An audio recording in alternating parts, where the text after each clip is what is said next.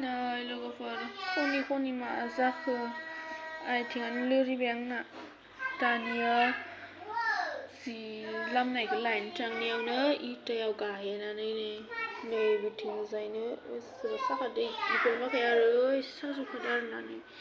बेनिफ्राय आङो माबा स्प्रे होना लादो आरो कलिनि स्प्रे ओमफ्राय नै इखौबो होना लाबाय बे सादो थाबायनोनो हायाखै आङो गानोबो हायाखै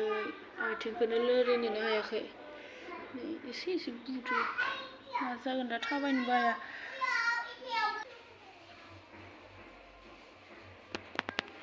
बिसनायावसो जना दंबाय दं आरोना आङो आथिंखौनो लोरिनोनो हाया आरोना सोमावनोनो हाया थाबायनायाथ' गोजाननि बाथ्रा जि साखादो ओमफ्राय आङो सागानायनिबो मुलि जाखांबाय होमबाबो माने नांस'वाखै आरोना बेसेबा साखादो उन्दुनोबो हाया बोरै लागोन बोरै मागोन जागासिनो